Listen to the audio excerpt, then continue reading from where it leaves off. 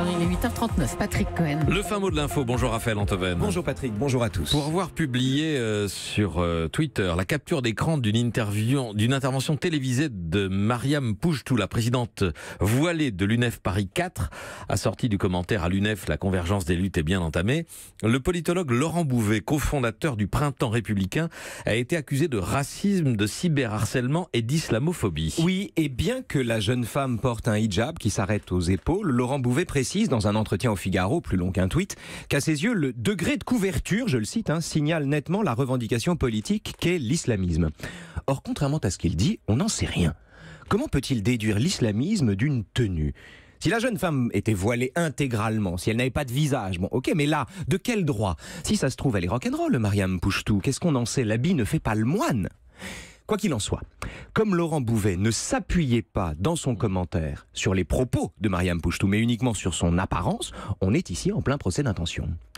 Est-ce que vous parleriez d'islamophobie ? Oui, la remarque de Laurent Bouvet était islamophobe. Mais islamophobe, à mon sens, au seul sens que devrait avoir ce mot, c'est-à-dire non pas la xénophobie anti-arabe, mais la détestation de l'islam comme religion.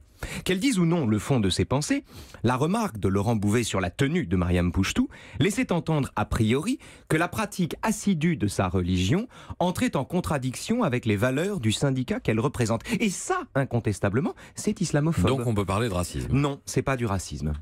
Quand un voyou agresse une femme voilée dans la rue en lui disant « rentre dans ton pays », ou quand on forme des opérateurs, Marion le disait dans sa revue de presse, en leur disant « les Arabes, ça exagère toujours », ça c'est du racisme. Quand un défenseur de la laïcité, lui-même hostile à l'interdiction du port des signes religieux à l'université, fait peser sur la pratique assidue d'une religion le soupçon d'être en contradiction avec une fonction publique, ça n'est pas du racisme. En son sens premier, l'islamophobie n'est pas plus un racisme que la catophobie ou l'anti-judaïsme. Imaginez un instant qu'à la tête de l'UNEF Paris 4, on ait eu non pas une jeune musulmane, mais un jeune catholique très pratiquant, arborant une croix spectaculaire sur son chandail bleu. Ou bien un juif orthodoxe avec redingote et kippa. On en aurait parlé. On se serait dit, tiens, c'est marrant. L'UNEF, qui est historiquement très laïque, se dote d'un étudiant pieux pour les représenter. C'est quand même un peu contradictoire. Mais il n'y aurait eu aucun racisme dans un tel jugement. Catophobie, oui. Anti-judaïsme, certainement. Racisme, non.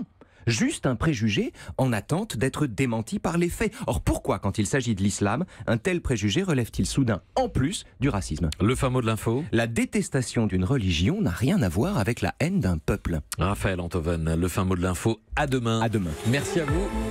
Et dans un instant... 8h41. Oui.